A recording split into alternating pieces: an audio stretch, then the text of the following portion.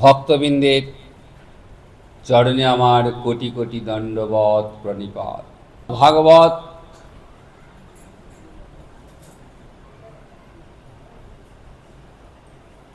সপ্তাহের আজ দ্বিতীয় দিবস।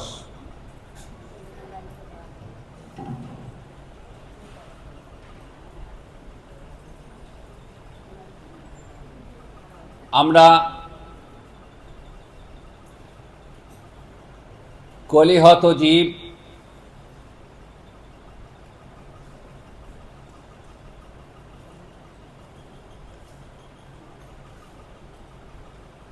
কিঞ্চিত হরিকথা, কৃষ্ণ কথা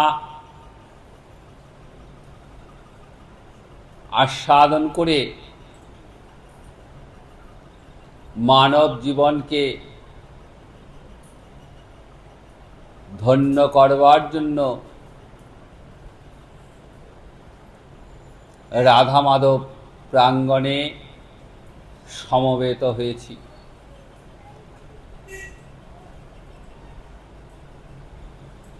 তো হরিকথা শুনব কেন?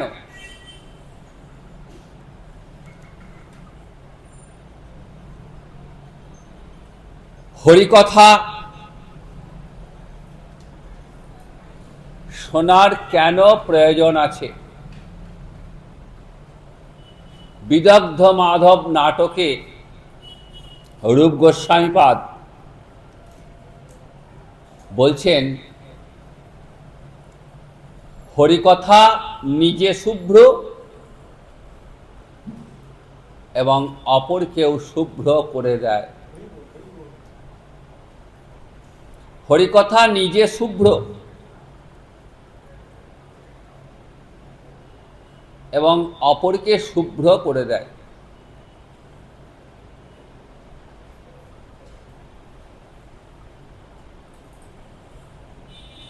নারদ বিনা যন্ত্রে হরি গুণাকীর্তন করছেন। সেই হরিনাম কে শুনছেন? দেবাদিদেব মহাদেব।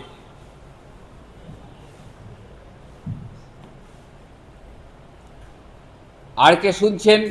দেবী পার্বতী শুনছেন, বলরাম শুনছেন, ব্রজের গোপীগণ শুনছেন। তাহলে দেখুন, হরিকথার এমনই মহিমা যে শুধু আমরাই হরিকথা শ্রবণ করি তাই নয়,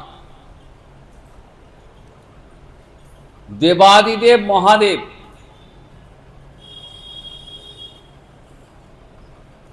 দেবী পার্বতী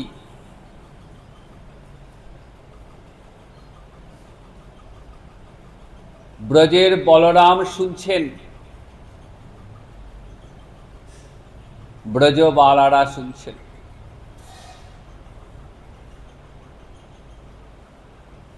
তাদের শোনার আমাদের শোনার মধ্যে অনেক পার্থক্য। আমাদের শুনতে বসে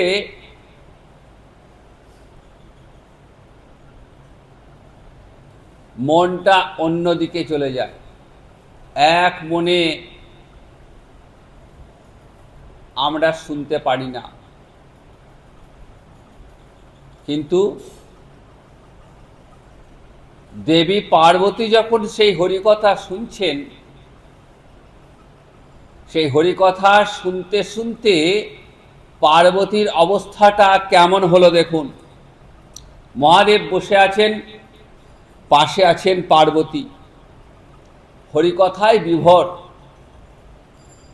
ভীতা রুদ্রং ত্যাজতি গিরিজা শ্যাম অপ্রেক্ষ কণ্ঠং শুভ্রং দৃष्ट्वा ক্ষিপতি বসনং বিস্মিত নীলবাসা ক্ষীরং শ্রুত্वा স্বপয়তি জমিনীরং আভারি নারী। মহাদেব পাশে বসে আছেন,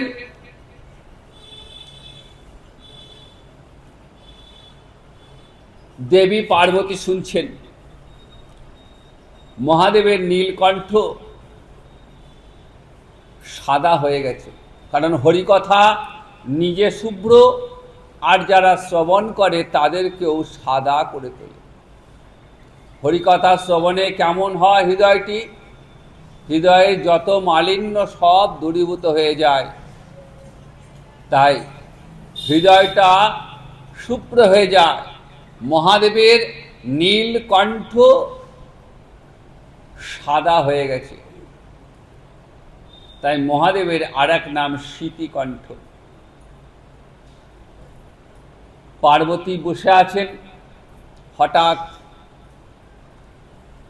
পাশে চোখ পড়ে দেখছেন যে নীলকণ্ঠ মহাদেব তার পাশে বসে নেই, কিন্তু মহাদেবই আছেন।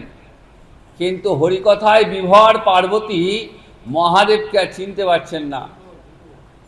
ভাবছেন আমার পাশে এই পুরুষটি কোত্থেকে এলো? আমি কি কোনো পরপুরুষের পাশে বসে আছি?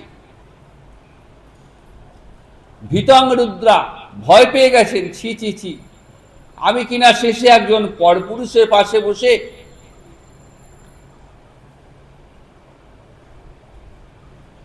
পার্বতী পাশ থেকে সরে গেলেন। বলরাম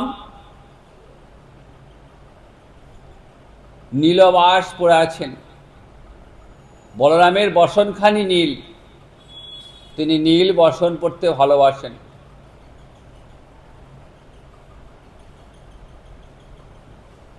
হরিকথার এমন মহিমা, হরিকথা শুনতে শুনতে বলরামের নীল বসনখানি শুভ্র হয়ে গেছে। হঠাৎ বলরাম নিজের বসনের দিকে চেয়ে দেখছেন যে আমার নীল বসনটা শুভ্র হলো, কিন্তু আমি তো নীল বসন পরে এসেছি। ভাবছেন যেটা আমার বসন বটে তো, নাকি আমি অন্য কারো বসন পরলাম। ক্ষিপতি বসনং, ভাবছেন আমি অন্যের কাপড় পরে ফেলেছি, সেই কাপড় ছুঁড়ে ফেলে দিলেন। ক্ষিপাঙ্গমত্বা স্থিরাঙ্গমত্বা সপয়তি জমিনী রং। ব্রজবালারা যমুনায় জল আনতে গেছেন।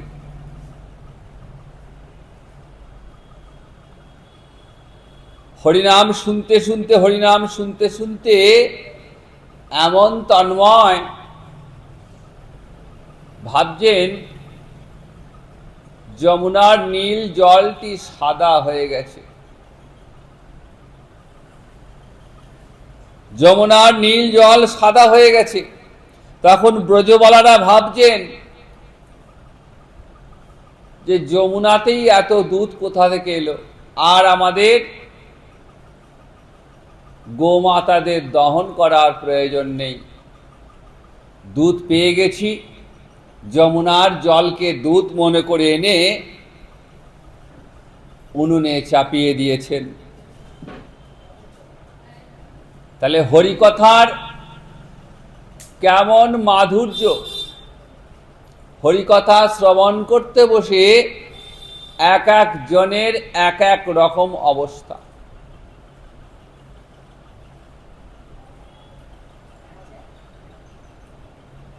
মহাদেবের নীলকণ্ঠ সাদা হয়ে, স্মৃতিকণ্ঠ হয়ে গেছেন তিনি। বলরামের নীল বসন শুভ্র হয়ে গেছে। ব্রজের গোপীরা যমুনায় জল আনতে গিয়ে যমুনার নীল জলকে সাদা দুধের ন্যায় মনে করছেন।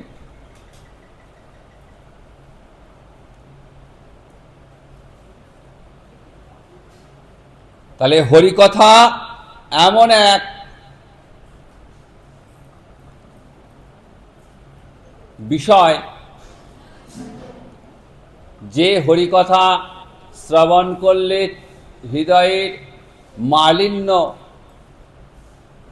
দূর হয়ে যায়, যেটা অন্য কোনো সাধনে কিন্তু সম্ভব হয় না। জ্ঞান, যোগ, ভক্তি, কর্ম যে যায় সাধন করুক না কেন, আগে প্রয়োজন চিত্তটাকে শোধন করতে হবে, এবং চিত্ত শোধনের একমাত্র উপায় হচ্ছে হরিকথা শ্রবণ এবং হরিনাম সংকীর্তন। এই চিত্ত শোধনের জন্য যোগীরা অষ্টাঙ্গিক মার্গ অনুসরণ করছেন, জ্ঞানী তপস্যা করছেন, ব্রহ্মচর্য পালন করছেন। এত কিছু কেন করলেন? যে উদ্দেশ্য শুধুমাত্র চিত্তটা যাতে শোধন হয়। কিন্তু চিত্তের শুদ্ধি এত সহজে সম্ভব নয়। বহু পরিশ্রম করে কোটি কোটি বৎসর চেষ্টা করেও চিত্ত শোধন হলো না। কিন্তু যেই হরিকথা শুনতে বসেছেন, আপনা আপনি চিত্তে শোধন হয়ে যাবে। হৃদয়ের যত মালিন্য সব ধুয়ে মুছে পরিষ্কার হয়ে যাবে। গৌরাঙ্গের মধুর লীলা যারে কর্ণে প্রবেশিলা, হৃদয় নির্মল ভেল তার। নরোত্তম ঠাকুর বলছেন যে গৌর নামের এমনই মাধুর্য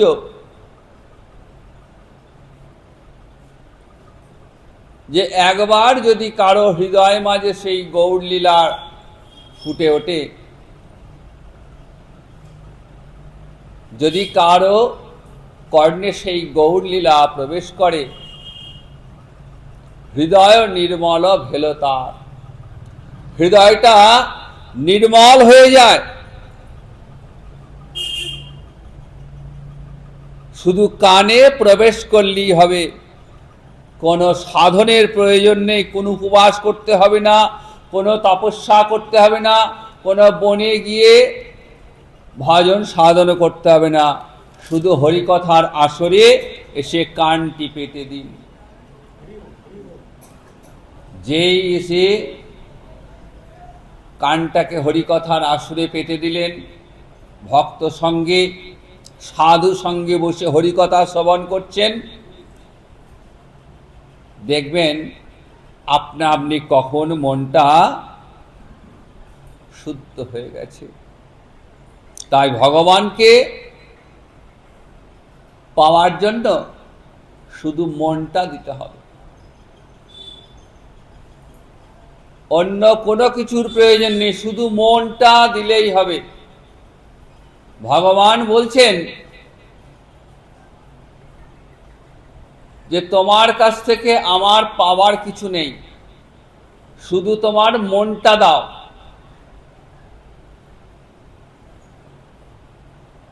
আমায় কোনো কিছু দিয়েই তুমি সন্তুষ্ট করতে পারবে না। আমার ঘরে যা আছে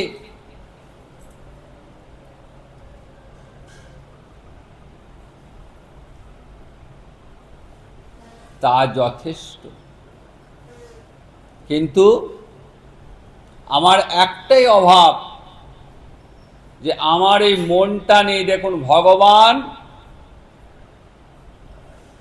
মন প্রার্থনা করছেন, সাধকের মনটা চাইছেন। আমায় টাকা পয়সা দিতে হবে না,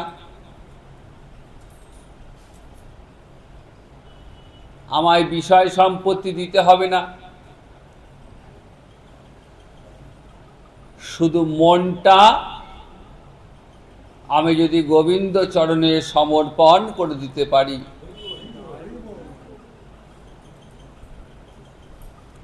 আমার আর কোনো কিছুই প্রয়োজন, মানব জীবনটাই ধন্য হয়ে যাবে।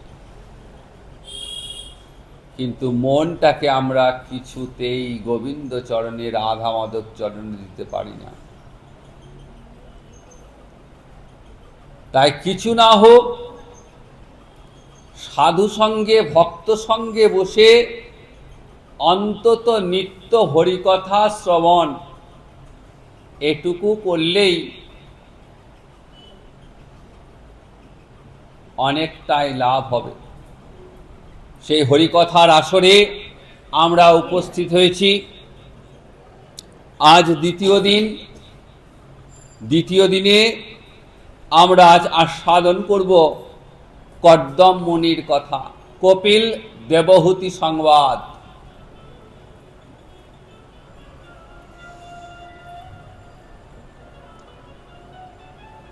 মহর্ষি কপিল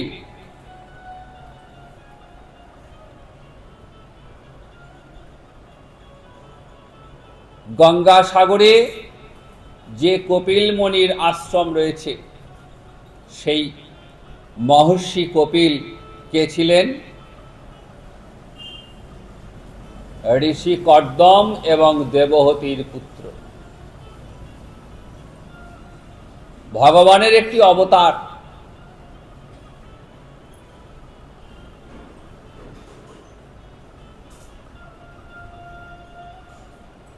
পিতা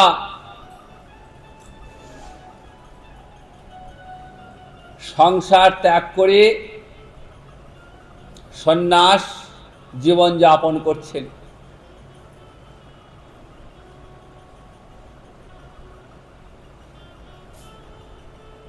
কপিলদেব সংসার ত্যাগের প্রস্তুতি নিচ্ছেন। মা বলছেন,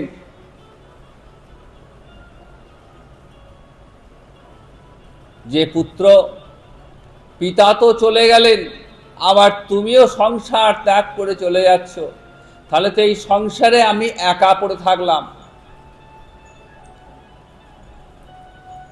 তাহলে আমার কেমন করে মুক্তি হবে? দেখুন, কপিলদেব তার মাতা দেবহূতি, তিনি কোনো সাধারণ মা নন, তিনি ভগবানের মাতা। কারণ কপিলদেব হলেন ভগবানের অবতার। সেই ভগবানের মাতা তিনি মুক্তির কথা বলছেন।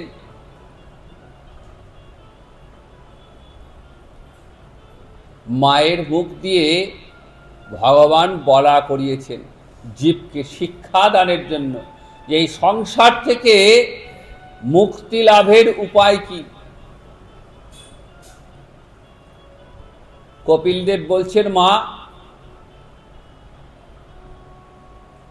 তুমি কোনো চিন্তা করো না, তুমি সাধু সঙ্গ গ্রহণ করো, আর সাধু সঙ্গে বসে হরিকথা শ্রবণ করো, কৃষ্ণ কথা শ্রবণ করো। দেখবে কৃষ্ণ কথার এমন মহিমা যে সেই কথা শুনতে শুনতে তুমি কখন যে এই সংসার সাগর পেরিয়ে গেছো তুমি নিজেই জানতে পারবে না। কৃষ্ণ কথায় এমন মত্ততা রয়েছে যে সাধক জানতেই পারেন না যে তিনি কখন এই সংসার সাগর পার হয়ে গেছেন।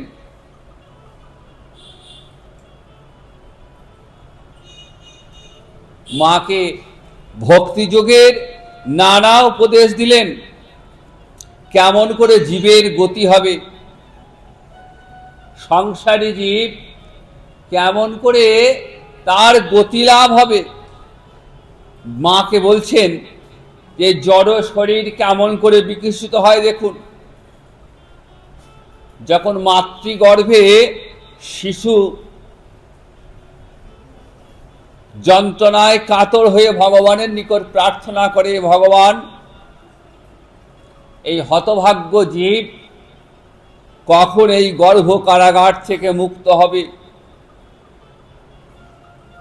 আমাকে যেন বারবার বহু মাতার গর্ভে বারবার বাস করতে না হয়।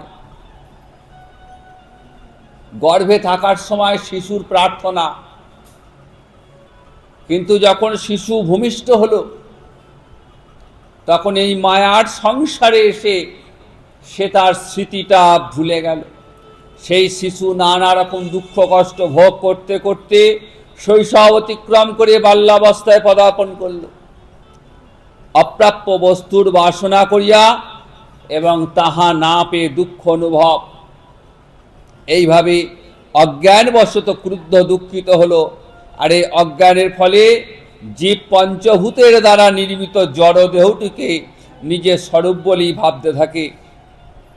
বিশেষ ধরনের শরীর হওয়ার ফলে বিষয়াসক্ত জীব তার কর্ম অনুসারে এক দেহ থেকে অন্য দেহে, এক লোক থেকে অন্য লোকে ভোগ করে।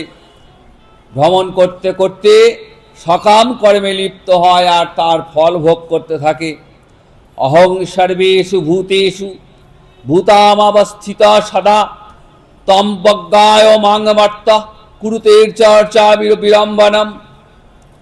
ভগবান বলছেন, যে ব্যক্তি গৃহবতীর জীবন অবলম্বন করে গৃহে থেকেও জড়জাগতিক উন্নতি সাধনের জন্য ধর্ম অনুষ্ঠান করে এবং তার ফলে অর্থনৈতিক উন্নতি সাধন এবং ইন্দ্রিয় তৃপ্তি সাধনের বাসনা চরিতার্থ করে, সে বারবার একইভাবে আচরণ করিয়া আসক্তিহীন অহংকার শূন্য হইয়া নিজের বৃত্তি অনুসারে কর্তব্য কর্ম সম্পাদনের দ্বারা জীব শুদ্ধ চেতনা প্রাপ্ত হয়।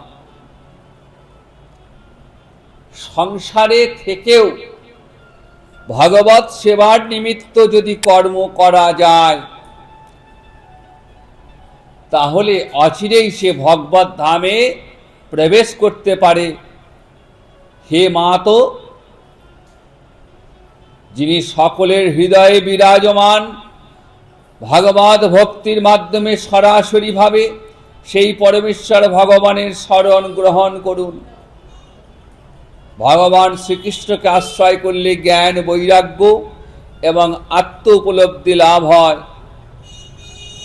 যে শ্রদ্ধাপরায়ণ ভক্ত, গুরুদেবের প্রতি শ্রদ্ধাশীল, সকল জীবের প্রতি মৈত্রীভাব এবং বিশ্বাস ও নিষ্ঠা সহকারে ইষ্টের সেবা করিতে উৎসুক, তাহাকেই কেবল উপদেশ দেওয়া উচিত।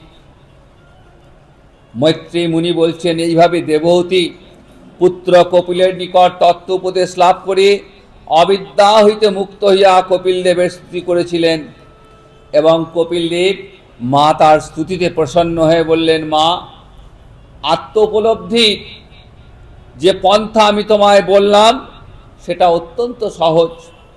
তুমি অনায়াসে সেই অনুষ্ঠান করে আপনার বর্তমান শরীরে শীঘ্রই মুক্তি লাভ করিতে পারিবেন। এরপর দেবহূতি পুত্রের কথা অনুযায়ী ভক্তিযোগ অনুশীলন শুরু করলেন এবং ক্রমে ক্রমে জড়জগৎ হইতে বন্ধন মুক্ত হয়েছিলেন এবং অনায়াসে পরমেশ্বর ভগবানকে পরমাত্মা রূপে প্রাপ্ত হয়েছিলেন।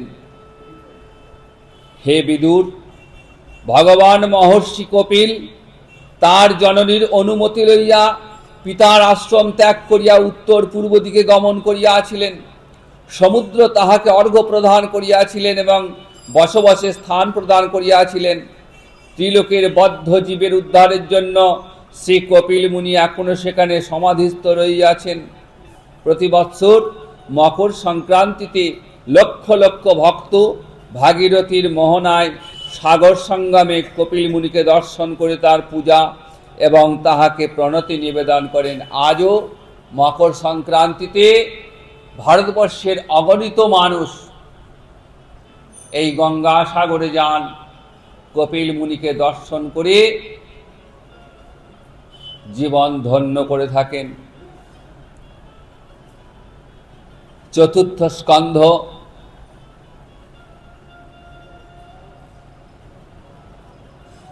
দক্ষ যজ্ঞ।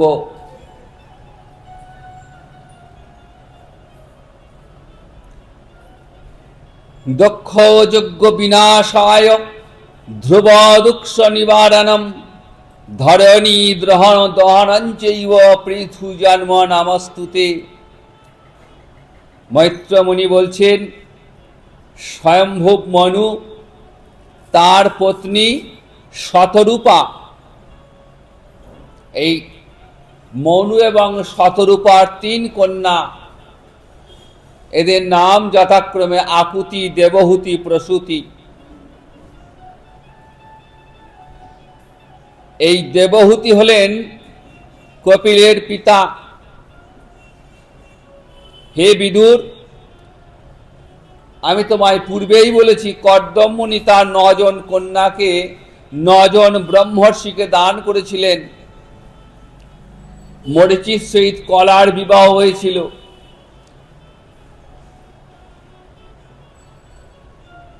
এরপর বিদুরের প্রশ্ন অনুসারে মৈত্রী মুনি বললেন, পুরাকালে ব্রহ্মাণ্ডের সৃষ্টি কার্যের জন্য নেতৃস্থানীয় ব্যক্তিগণ এক মহাযজ্ঞের অনুষ্ঠান করেছিলেন। সেই যজ্ঞে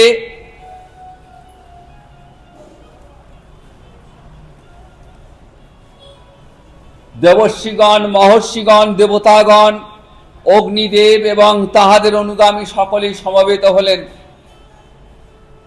যখন দক্ষ যজ্ঞে প্রবেশ করলেন, তখন ব্রহ্মা এবং শিব ব্যতীত সকলেই উঠে দাঁড়িয়েছিলেন। ব্রহ্মা ওঠেননি কেন? না, দক্ষের পিতা ছিলেন ব্রহ্মা, তাই তিনি না উঠে দাঁড়ানোই দক্ষ কিছু মনে করেননি। কিন্তু শিব তো দক্ষের জামাতা, শিব কেন উঠে দাঁড়ায়নি? দক্ষ অপমানিত বোধ করলেন যে আমার জামাতার এত বড় আস্পর্ধা যে আমাকে দেখেও সম্মান জানালো না।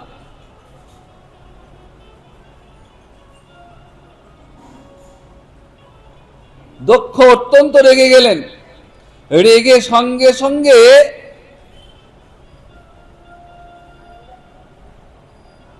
কি বললেন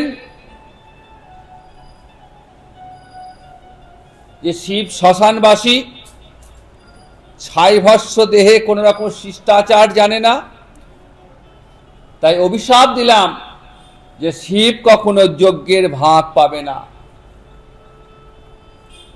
তখন শিবের অনুচর নন্দীশ্বর সেও অত্যন্ত রেগে গিয়ে দক্ষকে অভিশাপ দিল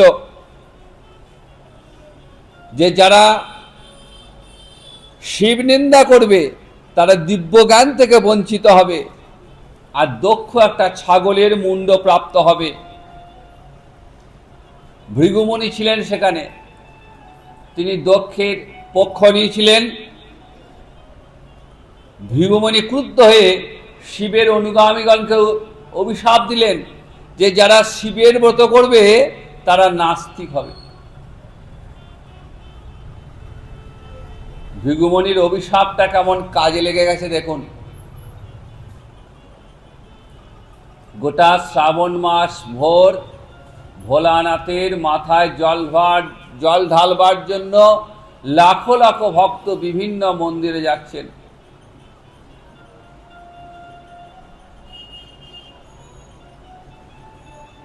উদ্দেশ্য মহাদেবের মাথায় জল ঢেলে মহাদেবের আশীর্বাদ নেব। মহাদেবের এক নাম আশুতোষ, তিনি খুব অল্পতেই সন্তুষ্ট হয়ে যান। একটু বেলপাতা আর একটু গঙ্গা জল দিলেই মহাদেব খুশি হয়ে যান।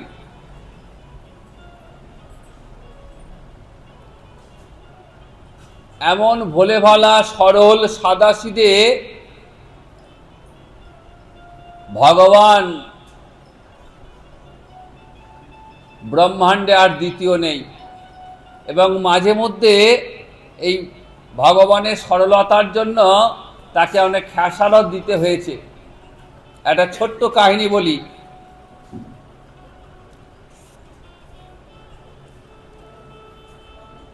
ভস্মাসুর নামে একজন অসুর ছিলেন, মহাদেবের ভক্ত।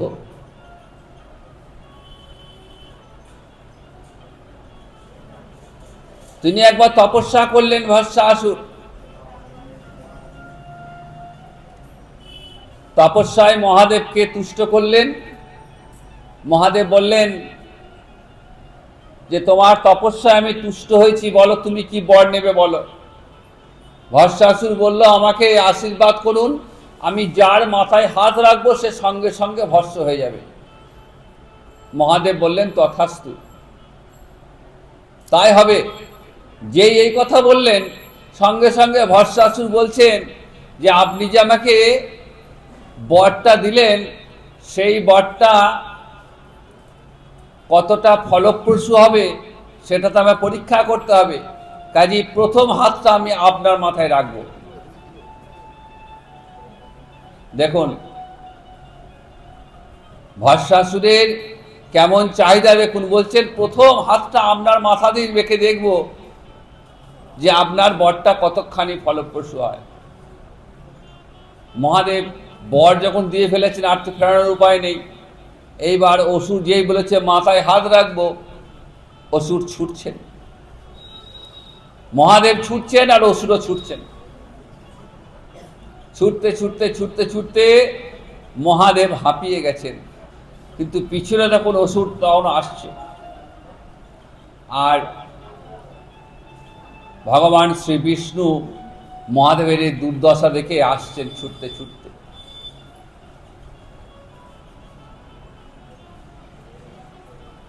শিব তো পরম বৈষ্ণব, বিষ্ণু ভক্ত, কাজেই ভক্তকে রক্ষা করতে হবে।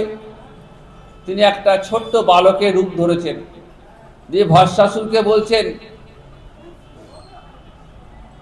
কোথায় চললে, ছুটছে কেন এমনি করে? তো সেই ভস্মাসুর তো ভগবানকে চিনতে পারেননি, বিষ্ণুকে। বলছেন, আমাকে মহাদেব বর দিয়েছে, আমি যার মাথায় হাত রাখবো সে ভস্ম হয়ে যাবে। তা সেটা পরীক্ষা করবার জন্য আমি মহাদেবের মাথাতে হাত রাখতে চাইছি, আর মহাদেব ছুটে পালাচ্ছে, তাই আমি মহাদেবের পেছনে ছুটছি। বলছেন, তোমার মতো বোকার দ্বিতীয় কেউ নেই।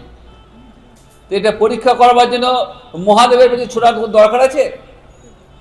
তুমি নিজের মাথায় হাত রেখে দেখো, তাহলে তো বুঝতে পারবে। অসুর তো বুদ্ধি নাই, যেই বলেছে সঙ্গে সঙ্গে নিজের মাথায় হাত দিয়েছে, সঙ্গে সঙ্গে ভস্ম হয়ে গেছে। পরে মহাদেবকে বলছেন যে ভোলানাথ, তোমার এবার নিজেকে একটু সংশোধন করতে শেখো। যে যা বললো আর তাকে তুমি সঙ্গে সঙ্গে তাই দিয়ে দিলে। বর দিচ্ছ তাহলে ভেবে চিনতে দিও, কি সর্বনাষ্ট হতো বলো দেখি যদি আমি না আসতাম। মহাদেব বলছেন, প্রভু সত্যিই তো ভুল হয়ে গেছে। তো এরকম মহাদেব ভোলে ভালা। আর এই মহাদেবের সরলতার সুযোগ নিয়ে মহাদেবের ভক্তরা যখন জল ঢালতে যাচ্ছে, আপনারা দেখেছেন মহাদেবের নামে অকথা কথা বলতে বলতে যাচ্ছে। তারা ভাবছে বলে আমরা খুব ভক্ত মহাদেবের। অমেদ্য ভোজন করতে করতে, মুখে অশ্রাব্য কথা বলতে বলতে, এখানে কিন্তু ভক্তির লেশমাত্র নেই। আবার অনেক জায়গায় দেখছি ভক্তদের সব চরণ ধুয়ে নিচ্ছে, ভক্তদের সেবা করছে, খুব ভালো। মানব সেবার পরম ধর্ম, মানব সেবার মতো সেবা নেই। কিন্তু যদি সেটা মানব সেবা হয় তবে কোনো অসুবিধা নাই, কিন্তু যাদের সেবা করছে তারা সেবার যোগ্য কিনা সেটা কিন্তু চিন্তা করতে হবে।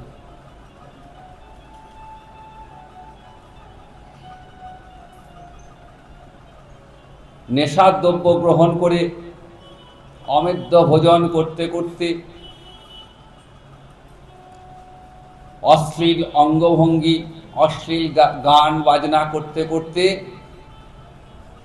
এটা এক প্রকার তাদের কাছে আনন্দের বিষয়। মহাদেব হলেন আশুতোষ, তিনি পরম বৈষ্ণব। মহাদেবের কাছে ভক্তি ভরে কেউ যদি প্রার্থনা করে, মহাদেব তার প্রার্থনা পূরণ করেন। খুব সহজেই মহাদেবকে পাওয়া যায়। একটু গঙ্গা জল বেলপাতা দিয়ে ওম নমঃ শিবায় এই মন্ত্র উচ্চারণ করলেই কিন্তু মহাদেব সন্তুষ্ট হয়ে যান। আর সেই মহাদেব দক্ষের কাছে অপমানিত হয়ে ফিরে এসছেন।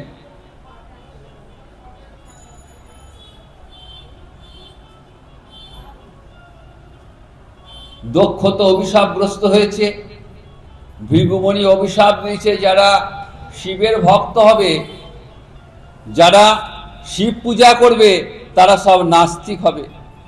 যখন সাত সাপান্ত চলছে যজ্ঞে, মহাদেব সব দেখে শুনে চলে এলেন। মহাদেব এমনি কোনো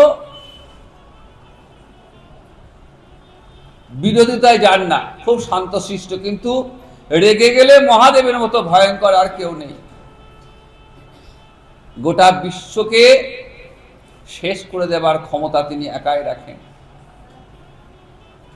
তো সেই দেবাদিদেব মহাদেব ফিরে এলেন এবং দক্ষ রাজা জামাতাকে অপমান করবার জন্য পুনরায় একটা যজ্ঞ করলেন। সেই যজ্ঞে শিবকে বাদ দিলেন আর সমস্ত দেবতাদের ডাকলেন। তখন দক্ষের কন্যা সতী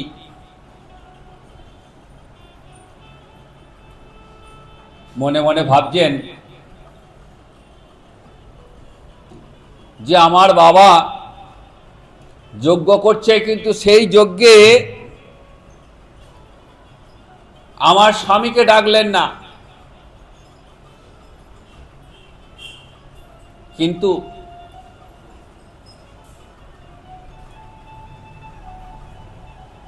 আমার অন্যান্য বোনেরা সব হাজির হয়েছেন, কতদিন মায়ের কাছে যায়নি, মা ডাকছেন, মায়ের ডাক উপেক্ষা করতে পারছেন না। মহাদেবকে বললেন যে দেখো প্রভু, আমি একবার ঘুরে আসি পিতার যজ্ঞশালা থেকে।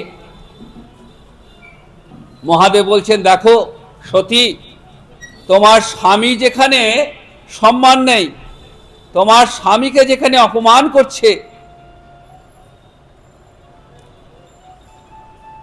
তোমার পিতা যজ্ঞানুষ্ঠান করছেন, খুব ভালো,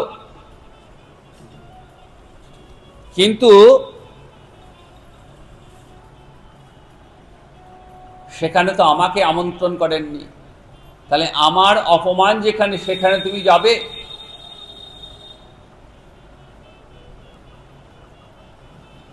সতী বলছেন আমিও সব জানি না, বাবা যজ্ঞের আয়োজন করেছেন, মা ডাকছেন, তোমাকে যেতে হবে। শিব বলছেন না, কখনোই না, তুমি মেয়ে, তুমি যেতে পারো, তোমাকে না ডাকলেও তুমি যাবে, কিন্তু আমি তো জামাই, আমাকে আমন্ত্রণ না করলে আমি কেমন করে যাব? আর যেখানে আমার অপমান হবে সেখানে তোমার না যাওয়াই ভালো। কিছুতেই শুনবেন না। যখন যাবেন মনস্থির করেছেন, শিবের দুজন অনুচর সঙ্গে গেলেন, নন্দী ভিরিঙ্গি, মাকে পাহারা দেবার জন্য গেলেন।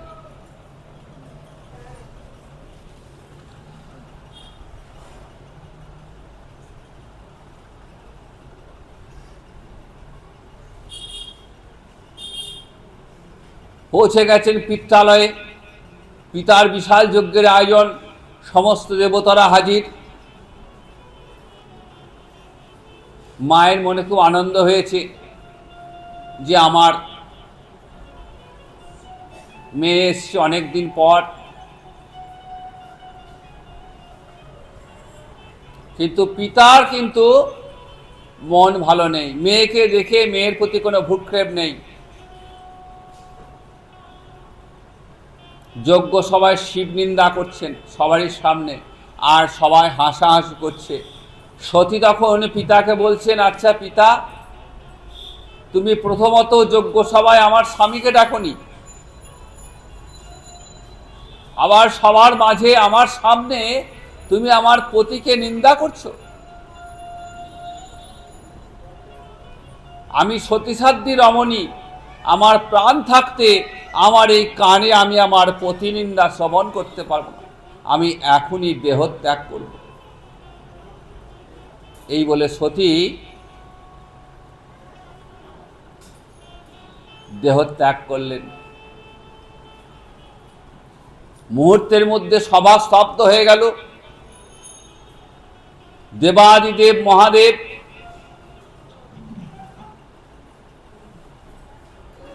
তিনি খবর পেয়েছেন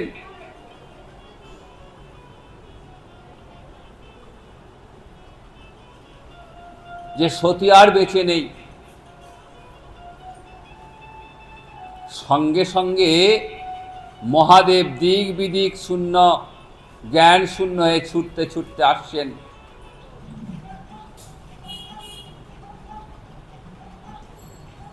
যে ভয়ঙ্কর কাণ্ড ঘটতে চলেছে, গোটা বিশ্বের সৃষ্টি ধ্বংস হতে চলেছে। বিষ্ণু সভায় উপস্থিত হয়ে দক্ষকে বললেন, দেখো মহাদেবকে থামাতে না পারলে কিন্তু এই বিশ্ব ধ্বংস হয়ে যাবে, সৃষ্টি ধ্বংস হয়ে যাবে। সমস্ত দেবতাদের ব্রহ্মা আদেশ করলেন, যাও এখনই মহাদেবকে স্তব স্তুতি করে মহাদেবকে শান্ত করো। তখন দক্ষ রাজা ব্রহ্মা সমস্ত দেবগণ গিয়ে মহাদেবকে স্তুতি করছেন। শ্রীমদ্ ভাগবতে এর নাম শিব স্তুতি। প্রভু মীশমনীশ শেষ গুণম গুণহীন মহিষ গরলাভরণম। প্রভু মীশমনীশম শেষ গুণম গুণহীন মহিষ গরলাভরণম। রণ নির্জিত দুর্জয় দৈত্যপুরং প্রণমামি শিবম শিবকল্পতরুম। প্রণমামি শিবম শিবকল্পতরুম। প্রণমামি শিবম শিবকল্পতরুম। গিরিরাজসুতান্বিত বামতনং তনুনিন্দিত রাজিত কোটি বিধুম। বিধি বিষ্ণু শিবস্তুত পাদযুগং প্রণমামি শিবম শিবকল্পতরুম। প্রণমামি শিবম শিবকল্পতরুম। প্রণমামি শিবম শিবকল্পতরুম। আশুতোষ অল্পতেই সন্তুষ্ট হন। স্তব স্তুতি প্রার্থনায় মহাদেব সন্তুষ্ট হলেন। নিজের আসন ছেড়ে উঠে এসে সকলকে আলিঙ্গন করলেন। তখন ব্রহ্মা বলছেন, হে যজ্ঞ ধ্বংসকারী মহাদেব, আজকে দেবগণ বিপন্ন। হে শান্তিময়, আপনার যজ্ঞ ভাগ গ্রহণ করে আপনি যজ্ঞ সুসম্পন্ন করবেন। আজ থেকে যজ্ঞে আপনার নির্দিষ্ট ভাগ থাকবে।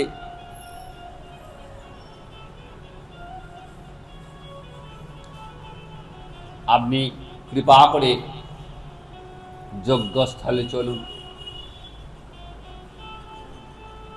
ব্রহ্মাদি দেবগণের স্তব স্তুতিতে সন্তুষ্ট হয়ে মহাদেব এলেন যজ্ঞস্থলে। দক্ষ নিজের ভুলের জন্য জামাতার কাছে ক্ষমা চেয়ে নিলেন,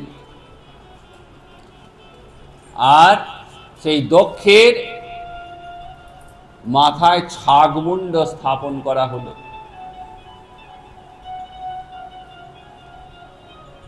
এর পরবর্তী সতী পরবর্তীতে হিমালয়ের কন্যারূপে জন্মগ্রহণ করেছিলেন এবং সেই জন্মে তিনি তপস্যা করে মহাদেবকে পতি হিসেবে লাভ করেছিলেন। শৈশব থেকেই মহাদেবের প্রতি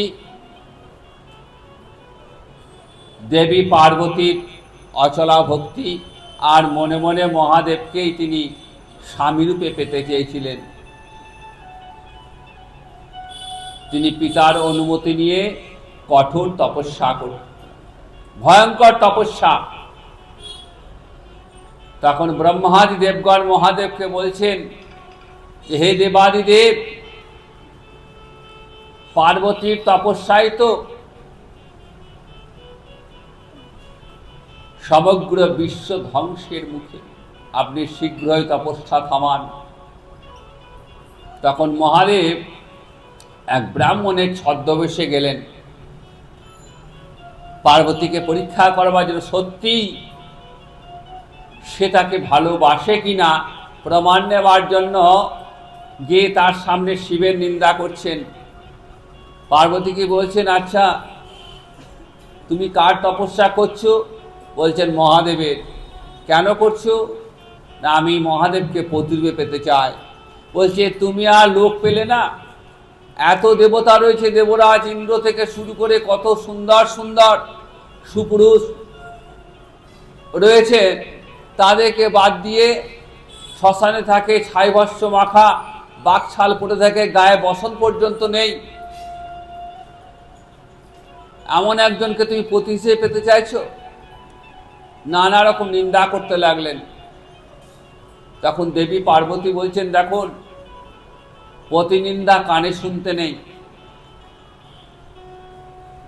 আমি আপনার কাছ থেকে আমার পতির কোনো নিন্দা শুনতে রাজি নই বলে কানে আঙুল দিয়েছেন, আর শুনবেন না। মহাদেব সন্তুষ্ট হলেন, বললেন বলো কি বর চাও? আমি আপনাকে পতিরূপে পেতে চাই। বললেন তাই হবে। তারপর সপ্ত ঋষিকে পাঠালেন বিবাহের দৈত্য কার্যে জন্য। হিমালয়ের সঙ্গে কথাবার্তা হলো, বিবাহের দিন স্থির হয়েছে।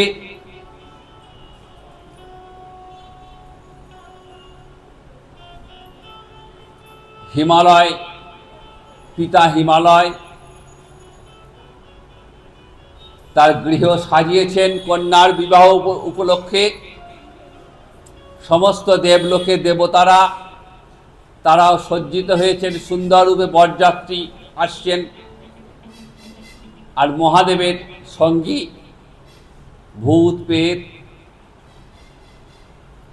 পিশাচ, যক্ষ, রক্ষ, দানব, পশু বরযাত্রী আসছেন বাদ্যযন্ত্র সহকারে। হিমালয়ের গৃহে মহাদেব আসছেন বিবাহ করতে। বরযাত্রী পৌঁছচ্ছে।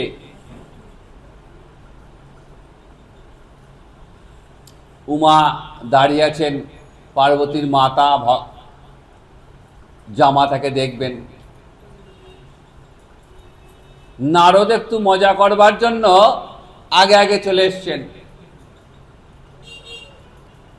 প্রথমেই তো মহাদেব এলেন না, প্রথমে দেবরাজ ইন্দ্র আসছেন।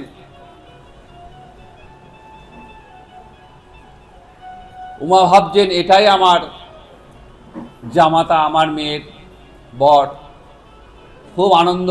নারদ বলছে না না, এই তো দেবরাজ ইন্দ্র, আপনার জামাতা পিছনে আছে। একে একে বরুণ, অগ্নি, অন্যান্য দেবতাগণ আসছেন। আর উমা বলছেন এটা নিশ্চয়ই আমার জামাতা। নারদ বলছেন না না, একে একে পরিচয় দিচ্ছেন। সব শেষে যখন মহাদেব আসছেন, বাঘ ছাল পরিহিত, ছাই ভাষ্য মাখা, হাতে ত্রিশূল, মাথায় জটা নিয়ে,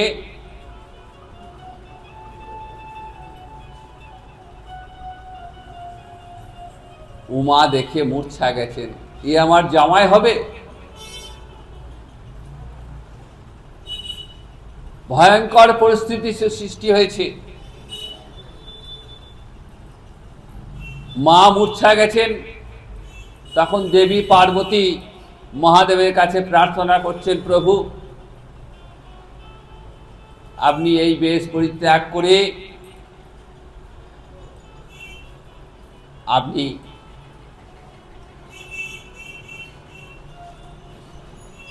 বিবাহের বেশ করে আসুন। পার্বতীর কথায় মহাদেব তখন চন্দ্রশেখর রূপ ধারণ করলেন। অপরূপ সেই রূপ দর্শন করে গোটা বিশ্ব ব্রহ্মাণ্ড মোহিত হয়ে গেছে। পার্বতীর মাতা উমাদেবীর জ্ঞান ফিরে এসছে। তিনি জামাতার ওই অপূর্ব রূপ দর্শন করে মোহিত হয়ে গেলেন। মহা ধুমধাম সহকারে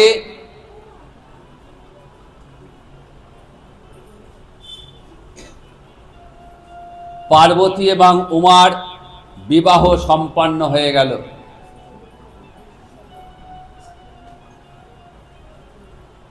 হিমালয়ের গৃহে তো আনন্দের শেষ নেই।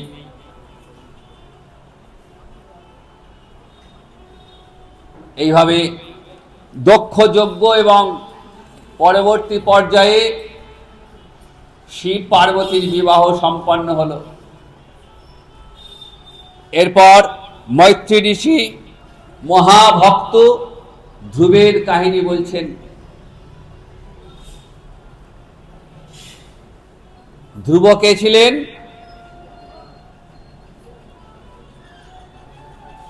রাজা উত্তানুপাদের সন্তান ছিলেন। কৃষ্ণ ভক্তির কেমন মহিমা দেখুন। ধ্রুব পিতার সিংহাসনে বসতে গেছিলেন, কিন্তু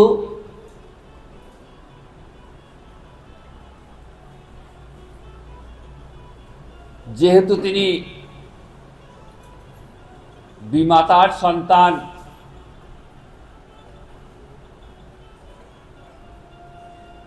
তাই তিনি সিংহাসনে বসা থেকে বঞ্চিত হলেন। মায়ের কাছে কাঁদতে কাঁদতে এলেন, মা পিতার সিংহাসনে বসতে গেলাম, কিন্তু পিতা আমায় বসতে দিলেন না, মাতা বসতে দেননি বিমাতা। মা বললেন, ধ্রুব তুমি চিন্তা করো না, তুমি কৃষ্ণকে ডাকো, কৃষ্ণ নাম গ্রহণ করো, দেখো কৃষ্ণ নামে তোমার সমস্ত মনোবাসনা পূর্ণ হয়ে যাবে। ধ্রুব মায়ের আদেশ মেনে বৃন্দাবনে মধুবনে চলে গেলেন তপস্যা করতে। তপস্যার তেজে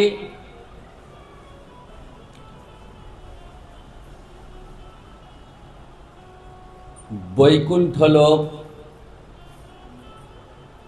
কেঁপে উঠেছে।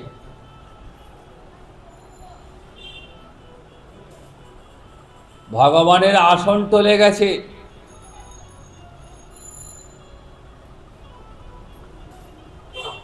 কিন্তু ভগবান তখনও আসতে পারছেন না ধ্রুবের কাছে, কারণ ধ্রুবের দীক্ষা হয়নি।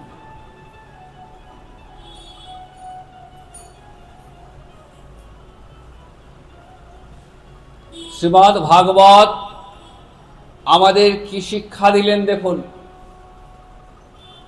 যে যতক্ষণ গুরু কৃপা লাভ না হবে ততক্ষণ কিন্তু ভগবত কৃপা লাভ হবে না। কারণ গুরুদেব হলেন গোবিন্দের প্রতিরূপ। তিনি গোবিন্দের বাম পাশে অবস্থান করেন। ভগবান নিজ মুখে বললেন, আগে গুরু কৃপা লাভ হবে, তারপর আমার কৃপা লাভ হবে। যদি কেউ গুরু পূজা না করে আমার পূজা করে, আমি সেই পূজা গ্রহণ করি না। গুরুদেব কি করেন? গুরুদেব শাস্ত্র কথিত আচরণ করেন, অর্থাৎ শাস্ত্রের যে আচার আচরণ আছে সেই আচার আচরণ নিজে পালন করেন, তারপর সেই আচরণ শিষ্যকে শেখান। শাস্ত্রের মন্ত্রের আস্বাদন আগে নিজে করেন, তারপর সেই মন্ত্র শিষ্যকে দান করেন। গুরুদেবকে বলা হয় ভবপারের কাণ্ডারি। এই সংসার সাগর পার হওয়ার জন্য গুরু কৃপার যে অবদান, সেই অবদানকে কখনো অস্বীকার করা যায় না। আল ডেঙিয়ে যেমন ঘাস খাওয়া যায় না, তেমনি গুরুকে অবজ্ঞা করে গোবিন্দকে পাওয়া যায় না। যদি কেউ মনে করেন যে আমি গুরু ভজন করব না, সরাসরি গোবিন্দের কৃপা লাভ করব, কোনো দিন পাবেন না। আগে গুরু কৃপা পেতে হবে। গুরু কৃপা পেলেই তিনি ভজন সাধনের পথে এগিয়ে যাবেন। তাই ধ্রুবকে দীক্ষা দান করতে হবে। ভগবান তো দীক্ষা দান করবেন না, তাই ভগবান পাঠালেন তারই প্রিয়তম ভক্ত নারদকে পাঠালেন। বললেন, যাও নারদ, তুমি ধ্রুবে অন্তরকে দীক্ষা দিয়ে শুদ্ধ করে দাও। যতক্ষণ দেহ শুদ্ধ না হচ্ছে আমি তার কাছে পৌঁছতে পারছি না।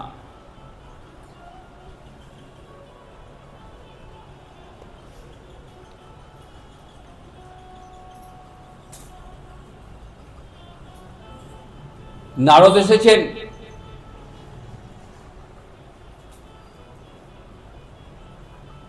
ধ্রুবের কাছে। গুরুদেবও কিন্তু শিষ্যকে পরীক্ষা করেন। শিষ্য যেমন গুরুদেবকে পরীক্ষা করেন, গুরুদেবও শিষ্যকে পরীক্ষা করেন যে সে আমার শিষ্য হওয়ার যোগ্য কিনা। আবার শিষ্যও দেখেন যে আমি যাকে গুরুপদে বরণ করতে চলেছি তিনি আমার যোগ্য গুরু কিনা, সেটা শিষ্যও দেখে নেয়। ধ্রুব কাছে এসে নারদ প্রথমে সংসারে ফিরে যাওয়ার উপদেশ দান করলেন, কিন্তু ধ্রুব তার সিদ্ধান্তে অটল যে আমি যতক্ষণ পর্যন্ত না আমি কৃষ্ণের দেখা না পাবো ততক্ষণ আমি আমার তপস্যা থেকে সরে আসব না। আমার মা বলে দিয়েছেন যে একমাত্র কৃষ্ণ ভজনেই সব পাওয়া যায়। নারদ সন্তুষ্ট হলেন, বললেন, যাও ধ্রুব, তুমি স্নান করে এসো, আমি তোমায় দীক্ষা দান করব। তোমার দেহ শুদ্ধ হবে, তখন স্বয়ং ভগবান তোমার কাছে আসবেন।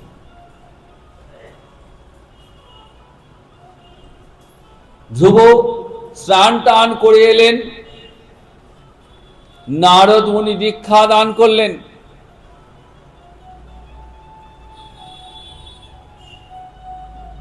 দ্বাদশ অক্ষর, অষ্টাদশ অক্ষর গুরু মন্ত্র দান করেছেন। আর সেই গুরু মন্ত্র কর্ণে প্রবেশ করা মাত্রই ধ্রুবর ভজনের তেজ বৃদ্ধি পেল। ভগবান এসে দাঁড়িয়েছেন, ধ্রুব ধ্যান করছেন চোখ বুজে। ভগবান ধ্রুবের অন্তরে এসে দাঁড়িয়েছেন। ধ্রুব চোখ বুজে অন্তরে দর্শন করছেন ভগবানকে।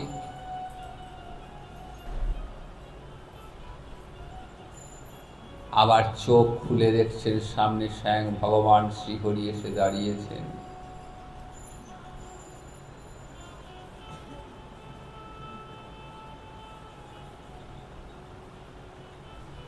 ধ্রুবর অন্তরে ইচ্ছা যে আমি ভগবানকে কাছে পেয়েছি, আমি একটু স্তব স্তুতি করব।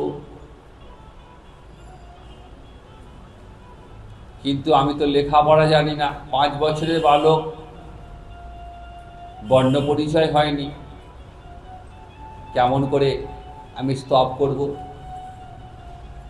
কিন্তু গীতায় ভগবান বললেন, মুকং করতি বাচালং পঙ্গুং লঙ্ঘয়তে যৎকৃপাত ভগবন্দি পরমানন্দ মাধবম।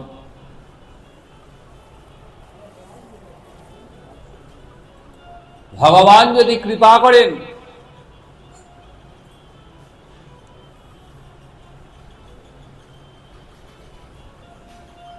তাহলে মুখ যে কথা বলতে পারে না,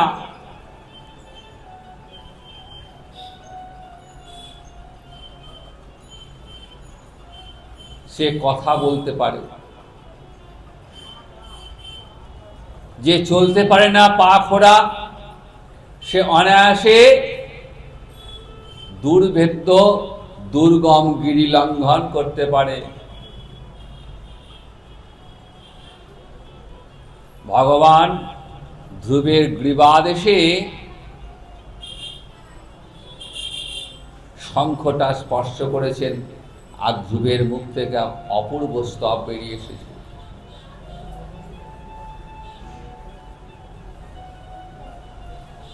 ধ্রুব তো কৃপা পেলেনি,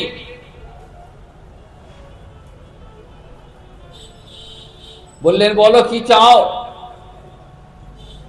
ধ্রুব বলছেন, কৃতার্থ উস্মি বরং ন যাচে।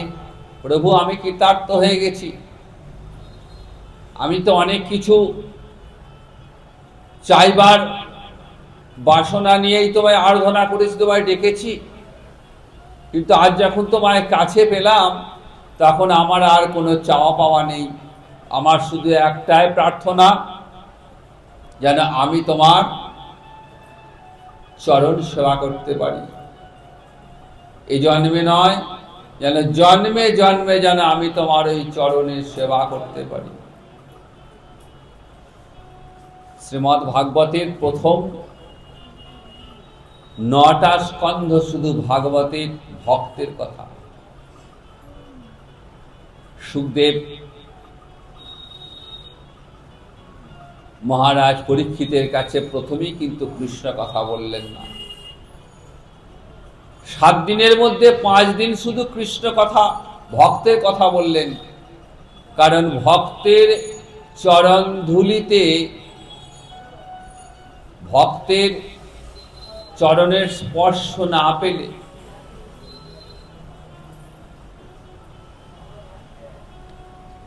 ভগবত ভক্তি লাভ হয় না। মহতের কৃপা ছাড়া ভগবত ভক্তি লাভ হয় না।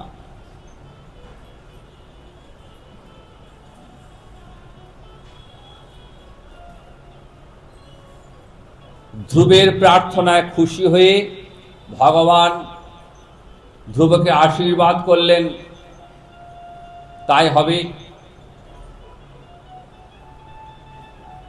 তুমি জন্মান্তরে তোমার জন্য আলাদা লোক তৈরি থাকবে, তুমি সেখানে উপস্থিত থাকবে। এখন তুমি পিতার সিংহাসনে বসো। ধ্রুবের পর নিজের গৃহে ফিরে এলেন। ধ্রুবের মনের বাসনা পূর্ণ হল। কৃষ্ণ কৃপা কি না হয়।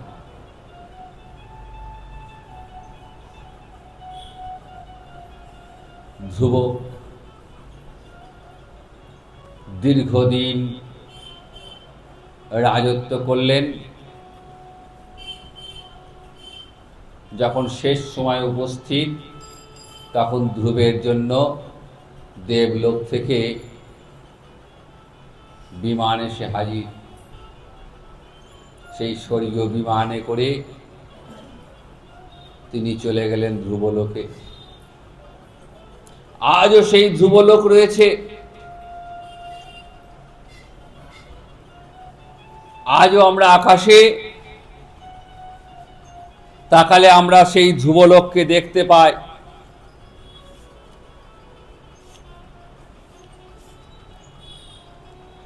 এরপর মহাত্মা বিদুরের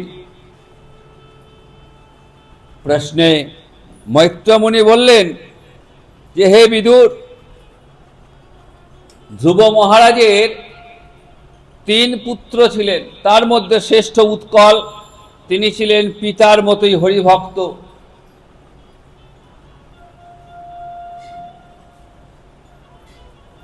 বিষয়ের প্রতি সম্পূর্ণ উদাসীন, বাহ্য জ্ঞান শূন্য, সর্বজীবে সমভাবাপন্ন।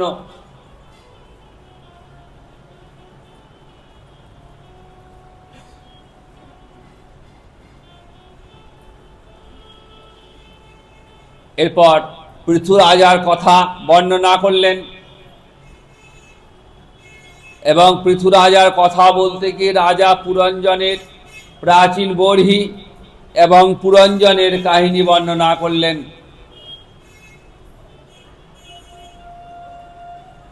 শ্রীমদ্ ভাগবত দ্বাদশ স্কন্ধ, এই দ্বাদশ স্কন্ধ ভাগবত 7 দিনে ব্যাখ্যা করা সম্ভব নয়। 7 দিন কেন?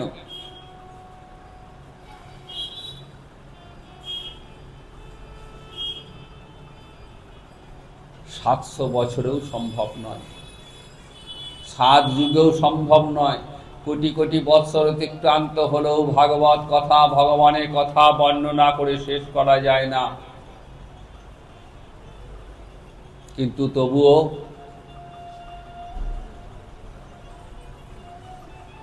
কলিহত জীব আমরা, কথা শ্রবণের ধৈর্য আমাদের থাকে না।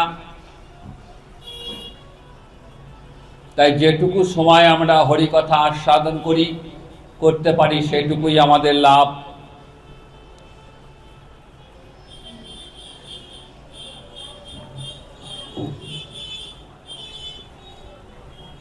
শ্রীমদ্ ভাগবতের 5ম স্কন্ধ,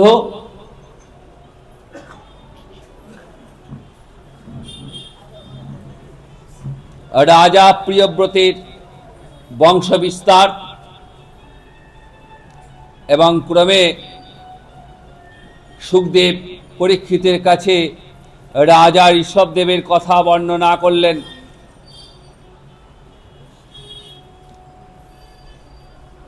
সুখদেব বলছেন, হে মহারাজ পরীক্ষিত, পরম ভাগবত ভরত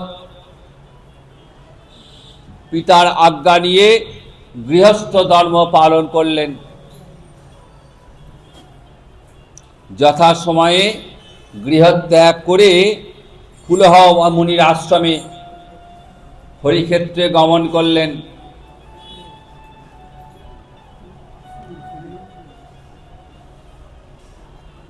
একদিন দেখছেন একটা হরিণ তৃষ্ণার্ত হয়ে নদীর জল পান করছে, আর একটা সিংহের গর্জন শুনে ভয় পেয়ে জলে লাফ দিয়েছেন, এবং হরিণটির গর্ভে সন্তান ছিল। হরিণটি মারা গেল, আর গর্ভস্থ শিশুটি নদীর জলপ্রবাহে পতিত হল। সাঁতার দিয়ে হরিণটি উঠে পড়ল, কিন্তু শিশুটি আর উঠতে পারছে না। খুব মায়া হলো রাজর্ষি ভরতের।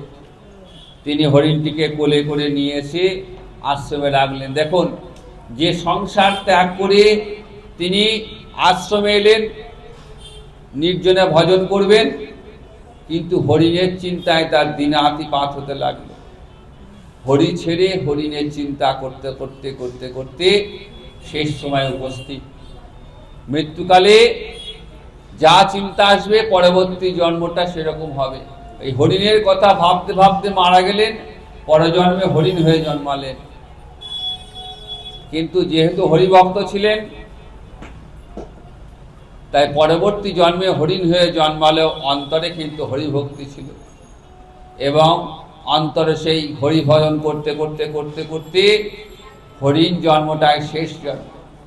এরপর পরবর্তী জন্ম জড় ভরত রূপে জন্মালেন। কারোর সঙ্গে কথা বলতেন না, কথা বললে যে পাছে সময় নষ্ট হয়ে যায়, তাই বাইরে ভাবটা এমন যে জড় ভরত রূপে থাকতেন আর অন্তরে অন্তরে কৃষ্ণ ভজন করতেন।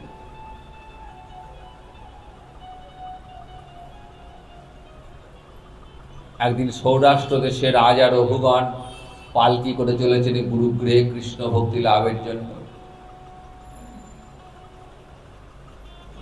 রাজর্ষি ভরত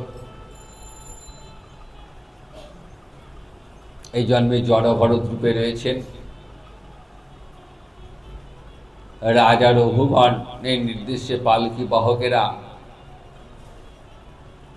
ভরতকে পালকি বহনে কাজে লাগালেন।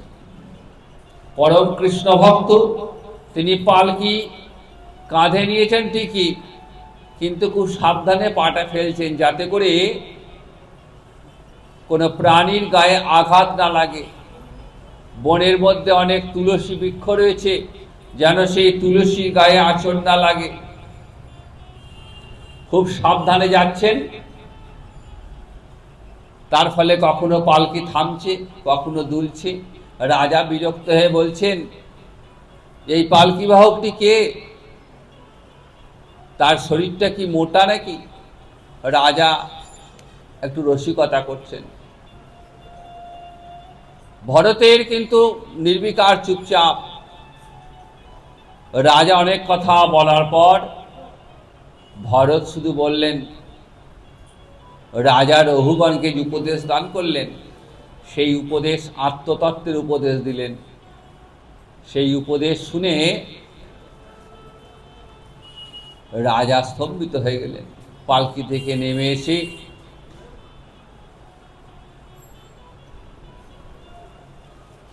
ভরতের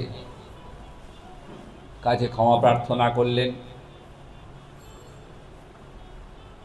এবং রাজর্ষি ভরত রঘুগণকে বললেন, দেখুন, এই যে আপনি পালকি করে গুরুগৃহে চলেছেন, এটা কিন্তু কৃষ্ণ ভক্তি লাভের পন্থা নয়। যতক্ষণ হৃদয়ে অহংকার থাকবে, দেহেতে আমিত্ব বোধ থাকবে, আমি দেশের রাজা, আমি গুরুগৃহে পায়ে হেঁটে যাব কেন, আমার প্রচুর অর্থ, এই অহংকার যতক্ষণ থাকবে ততক্ষণ কিন্তু আপনার কৃষ্ণ ভক্তি লাভ হবে না, গুরু কৃপাও লাভ হবে না। একজন সামান্য পালকি বাহকের মুখে অসাধারণ তত্ত্বের কথা শ্রবণ করে রাজা খুব সন্তুষ্ট হলেন। তো দ্বিতীয় দিনে